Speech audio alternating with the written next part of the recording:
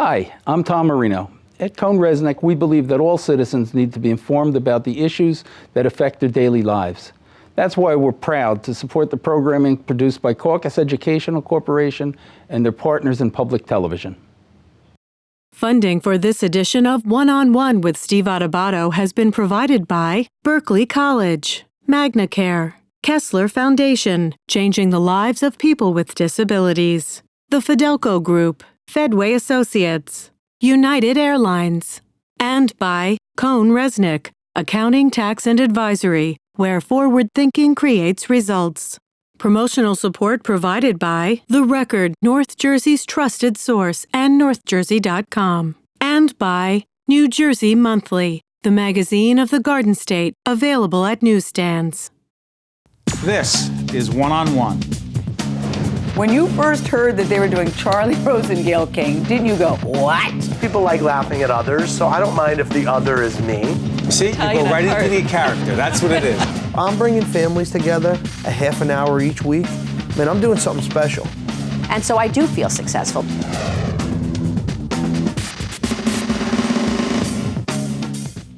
Hi, Steve Adubato. We're here in beautiful New Providence, New Jersey. I'm here with my colleague, Joanna Gagas, the host of Life and Living. This is a one-on-one special. Joanna, we're here with the New Jersey Sharing Network. Tell everyone what today is. Today's a 5K event. It's actually the 5-year anniversary of this event where people come together, both organ tissue donors and recipients, to talk about their stories, to celebrate the lives that have been given and the lives that have been saved. The horn's about to go off. The runners are about to go off now. The walkers, that's what I would be in right now. They'll be going off in a little while. Extraordinary day. They just said it's an emotional event. People are giving life. People have received life. 10,000 people are here today with the New Jersey Sharing Network. A special day. We're about to talk to those people. Listen to the countdown. It's a walk, it's a run, it's a special day, but I'll tell you what, the people you're about to meet have given so much and gotten so much. Check it out.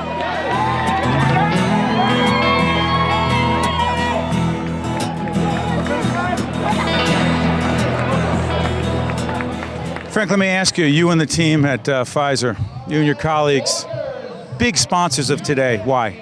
Well, it's very consistent with our mission, with our purpose, which is to help people live longer, healthier lives and to improve the quality of their lives. There are 10,000 people here today. You know, we met some of them, we put them on camera, and you've met them as well and been a part of this. Who are these folks and what do they mean to you? Well, to me, they're our patients, they're our colleagues, they're our partners, they're our providers.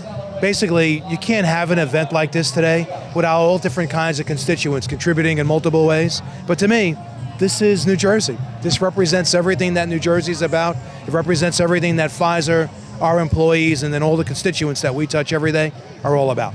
But also, Frank, you have a personal connection. Talk about it. A dear friend of mine died in 2009, Joe Diadio, suddenly, unexpectedly.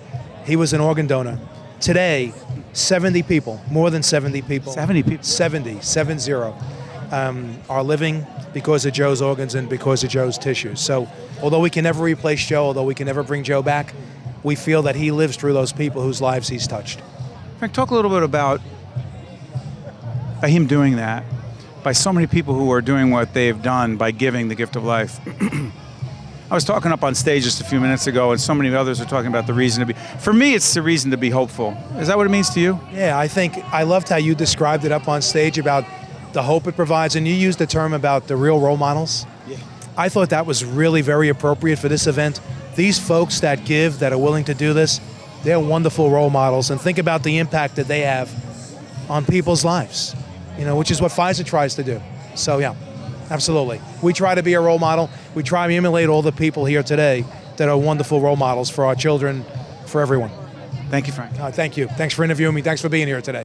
I'm here with Joe Roth, who's the president and CEO of the New Jersey Sharing Network. We're here at the New Jersey Sharing Network for what? Tell us about today's event. This is one of the greatest things we do all year. This is our 5th annual 5K walk run for celebration of life. And we're here to honor and remember those people who were organ donors and those people who were waiting for organs, and to raise money to help promote organ donation within the community that we service in New Jersey. Joe, who participates today? Just about anybody. We have donor families. We have people who are waiting for transplants. We have members of our staff. We have volunteers. We have people from all over the community, all over the state who come to this. It's gotten so big in 5 years, we expect almost 10,000 people here today. What does this event do for those families who come, with a personal story, and for those who come just because they've heard about it and they want to get involved? Well, it provides closure for a lot of families who've had loved ones who became organ donors. It's very special. It helps them deal with their grief. It helps them make a statement about their loved one that was so special. You see all these teams here, or families of people who have been organ donors, and it's just wonderful, all the different T-shirts that they put together. I mean, almost 300 teams here today. It's phenomenal. And you mentioned raising money, and of course we hope that, what number is raised today? What's our goal for today's event? Well, we've already reached it. Our goal was $1 million, and we've reached $1 million, and we're so excited. It's amazing. In just 5 years, we've gone from $400,000 our first year to $1 million after 5 years. It's unheard of for this type of an event, so we're very special. It's very special, and we're so excited about the results. And your support has been just tremendous to us also, so thank you. Well, it's our honor. And Joe, let me ask you, with the money that's raised, what have you been able to do, and what have you been able to see in terms of organ donation awareness spreading throughout the state? Well, we target the money towards programs to help get the word out about organ donation. So we've provided money for consent training for our staff. We do health fairs. We give it to we're actually doing very seminal research in our transplant laboratory about using stem cells to grow organs and so forth. So that money is used for various purposes, all targeted towards enhancing the work that the Sharing Network does, and it's money that we can't get any other way than through the kindness and generosity of people who contribute to the foundation. Joe, no doubt you're dealing with a lot of clinical issues on the back end. You deal with a lot of political issues on the back end. There's legislation to be dealt with.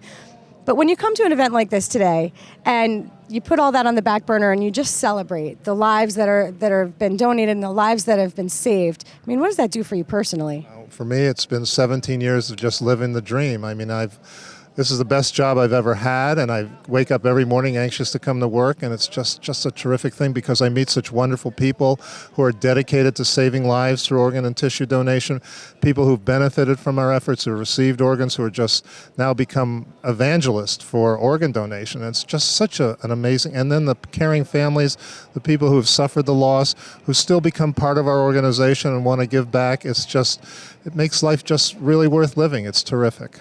Joe, if you had a message for someone watching today who had never heard of organ and tissue donation before, really doesn't understand why it matters to them, what would that message be? Please become an organ donor. Let someone know what your wishes are. Go to the website of the Motor Vehicle Commission or to our own Sharing Network website, www.njsharingnetwork.org, and become an organ donor. There's a button there to register for organ donation. And believe me, nothing will happen to anybody who registers to be an organ donor. It's only designating your wishes if, God forbid, something tragic happens to you. Well, that's an interesting point. There are a lot of misconceptions around organ donation, and some might say that they might not be saved if they put it on there because, that organ could be used for somebody else, so maybe they won't give me the same medical care. What's your response to that? That's absolutely false. That never happens. The people who treat someone who comes to the emergency room or the trauma center because of an injury are treating them to survive, not to become organ donors. They don't even know they're going to be organ donors. No one knows they're going to be an organ donor until after they're pronounced and they can't survive anymore. So that is a fallacy about not being treated to survive if they know you're an organ donor. And the simplest way for somebody to register to be an organ donor, again? Again, is to go to our website, www.njsharingnetwork.org, and hit the button that says Become a Donor. Thank you so much, Joe. Thank you. To see more one-on-one with Steve Adubato programs, visit us online at steveadubato.org. If you would like to express an opinion, email us at info@caucusnj.org. Find us on Facebook at facebook.com/Steve Adubato PhD and follow us on Twitter at Steve Adubato. One of the many great families here, one of the many great stories. Now, I didn't expect to see our friend Micheline Davis from Barnabas Health here, but I'm looking around and I see all these great donor families and recipient families. I get a big hug. I go, wait a minute, I know that hug. That's Micheline Davis. Micheline, you have some friends and family here? Talk about who's here. Thank you so much, Steve. We are so excited to be here, and it means so incredibly much to us as a family. This is my Uncle Mike, Judge Michael Giles, and this is my cousin Sonia as well. We have a newly adopted family member here, Mr. Ray Dunmeyer, who ran in the race this morning. But we are here because, as you can see, we have a photo on the front of our T-shirts. My beloved cousin Randy, Dr. Randy Giles, who actually was a trauma surgeon, and he himself actually participated in transplants of others. Unfortunately, we lost him several years ago. This is his father, and so he is now also a member of the board of the New Jersey Sharing Network. And Team Biff. Team Biff. Biff's Gifts. That was Randy's nickname. He went to the University of Delaware, and his schoolmates gave him that name. I really wanted you, Steve, to see, and your audience to see, this gentleman standing to my right. I met him today, Ray Dunmeyer from South Orange.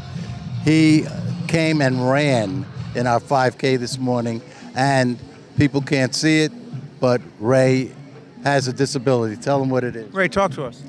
I'm blind, have glaucoma, and this was my first 5K. What made you do it? Well, Luis Torres was a coach. He got me involved in it, and he let me know what the cause was for. And I said, that's a worthy cause.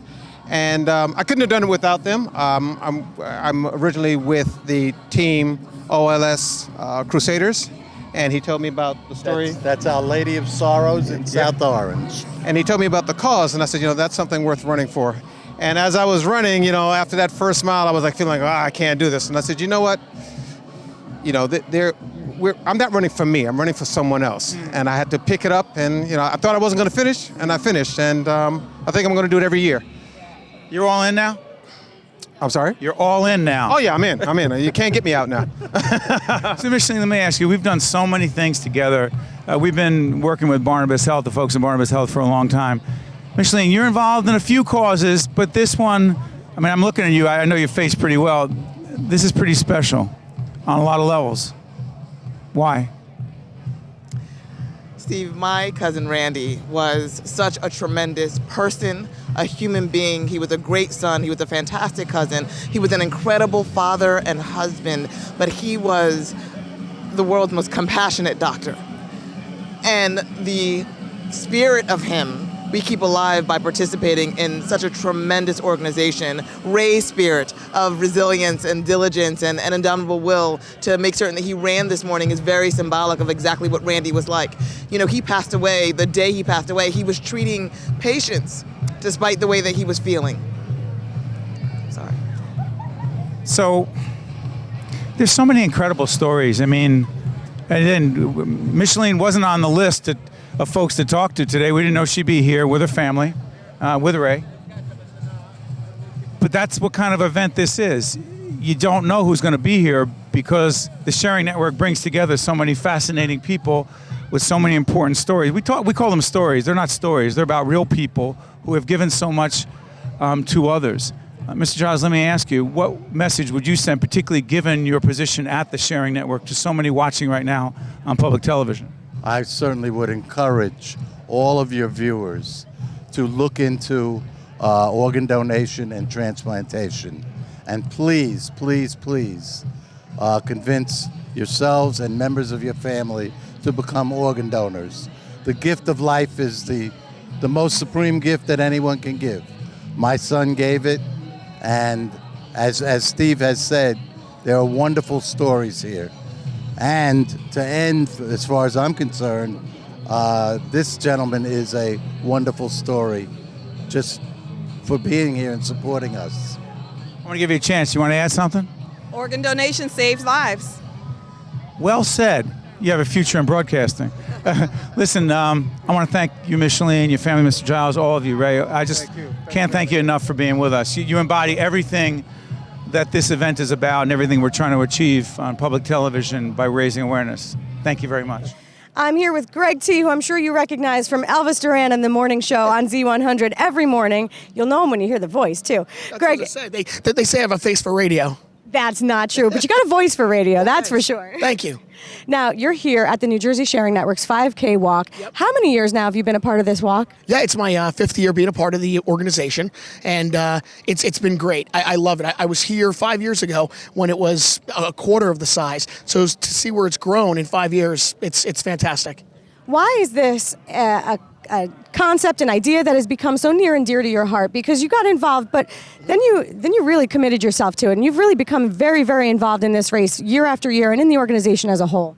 Well, I mean, it's really impossible to come here just once and walk away and not want to be a part of it. When you hear some of the stories and you touch some of the people and give them a hug, and you hear how close they are and how dear to their heart that this organization has become and how passionate they are, it's almost impossible not to. I tried, there's so many different charities that I get involved in throughout the year, but one of them that I always keep is here with the New Jersey Sharing Network. I just love what they're about. I love their passion. And again, all the people, every year, they'll come over like, Greg T, you remember from last year?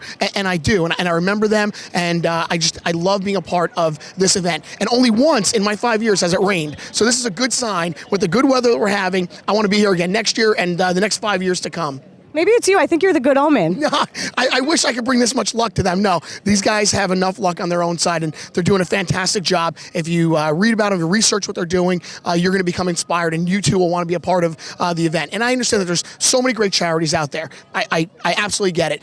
For some reason, I just feel close and passionate to this particular one, and I'm glad they continue to invite me and make me a part of their event every single year. You're a public figure, sure. And to some degree there's a responsibility there, right, to do the right thing. Now, do you find that people, when you talk to them, have any concept about what this organization is about or about organ donation? Yeah, there are. You're right. There's some people that are unfamiliar exactly what this particular organization does. So on that, I would just say, because I have to be honest. When I first became attached to my first year one, I didn't really understand the whole entire concept of what they were doing. It took me another year to really say, you know what, wow, there's so many great people there, and they draw so many people, so there's got to be something that people are drawn to. So I did my own research, and I encourage everybody else to do their own research and figure out what it's all about and find out how they fit into what they're doing here and what the concept is, and go from there. And how are you spreading the word outside of this walk, this event today? Well, we have our own team set up. We talk about it on the Elvis Duran Morning Show. We discuss what's going on, and people have their own views and opinions. I just try to, let everybody feel free to, express how they feel about it, and then we kind of go from there. I can see what it means to so many people. And just when you walk through and there's so many T-shirts hung up, when I was just walking here, I heard a little girl say, "Mom, there's Pop-Pop." They saw the picture of their grandfather on a T-shirt, and it makes you feel a little verklempt about what's going on, and it's a good. You want to be here. It's a good purpose. A lot of personal stories that have touched you.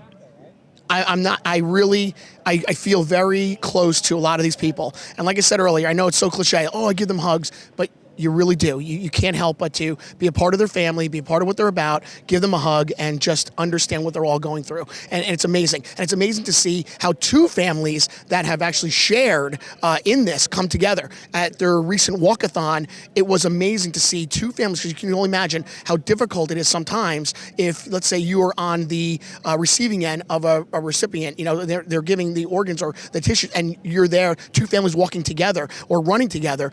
It's a really big deal, and it takes a lot of patience, a lot of courage to come together and understand why both of those two families that didn't know each other at one point now know each other and why they're all there. Really amazing and very encouraging. What's amazing to see is your passion, your enthusiasm. You're clearly committed to this cause. I love seeing how you are inspiring an entire new generation of people to come out and understand what this is all about. Well, thanks so much. And you know what? This is my first year that my wife is actually going to run. She's going to run the 5K. She's been training, so she's excited. So I'm going to be there at the end to root her on at the end and stand there proudly. So it'll be very cool. It's great. Hopefully my kids, when they get older, they can be a part of this and run. And it'll be a really, really nice day to share with them as well. Greg T. spreading the word, one family member at a time. I love it. Listen, good luck here today. A lot of love here today. Thank you. Good luck to you. You got it. Thank you. Thank you very much. To see more one-on-one with Steve Adubato programs, visit us online at steveadubato.org. If you would like to express an opinion, email us at info@caucusnj.org.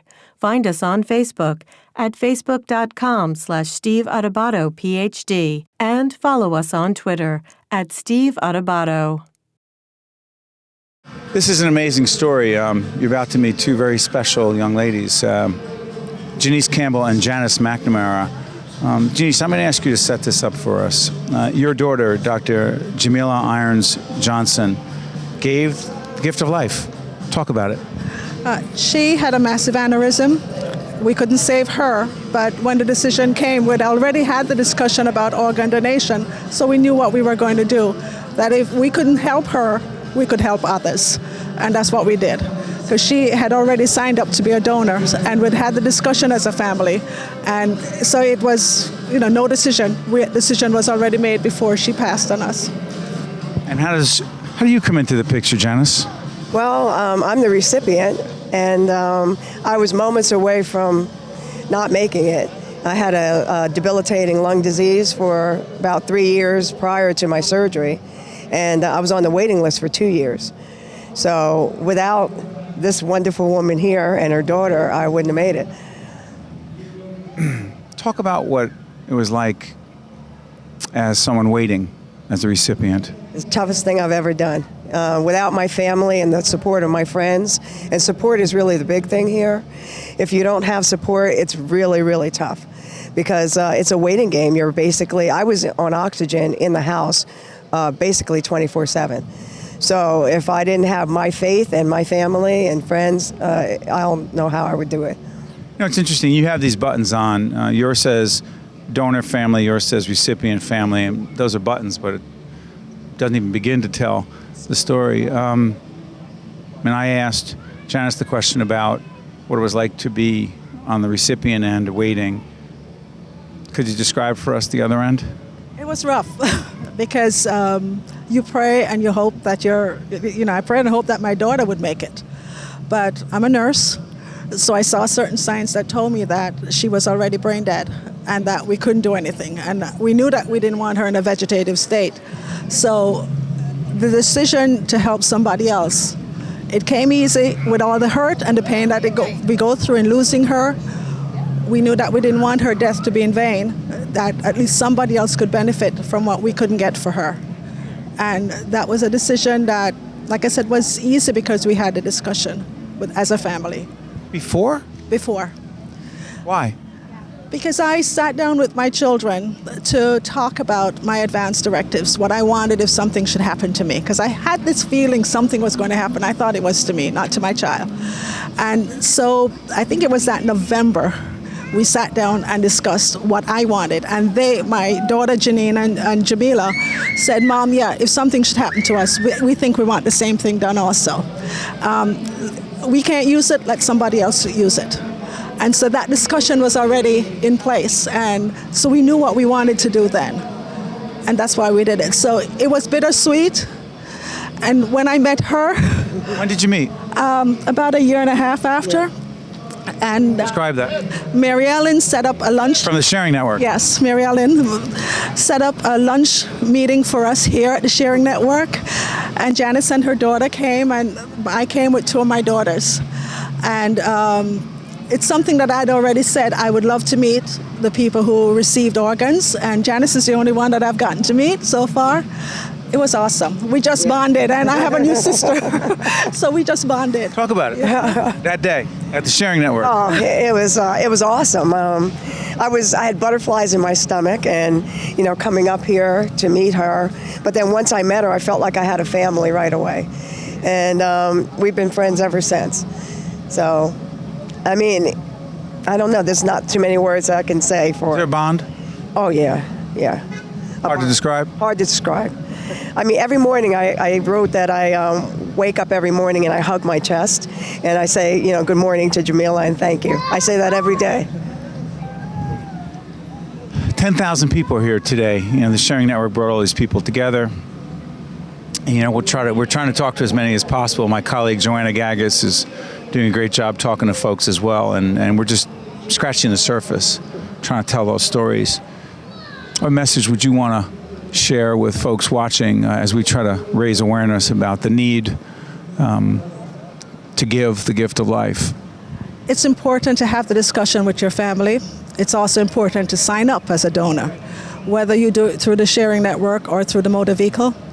It's important that the decision is made so that you can help save somebody else's life. I believe the statistic says that there's only 1% of donors, people who donate, who they can actually use their organs. So that 1% is so important. So people really need to, to make the decision and sign up. Well, you did it. Your message. Get out there and do it if you haven't done it. It's very important. I mean, there's so many people waiting right now on the list, and I'm part of that. I go to meetings at the hospitals and try to talk with the people who are waiting and give them faith, and you have to do it. It's important. If you can do it, do it. Thank you both for your time. We appreciate it. Thank you. Thank you. One-on-One with Steve Adubato has been a production of the Caucus Educational Corporation, celebrating over 25 years of broadcast excellence. Funding for this edition of One-on-One with Steve Adubato has been provided by Berkeley College, MagnaCare, Kessler Foundation, the Fidelco Group, Fedway Associates, United Airlines, and by Cone Resnick. Transportation provided by Airbrook Limousine, serving the metropolitan New York, New Jersey area.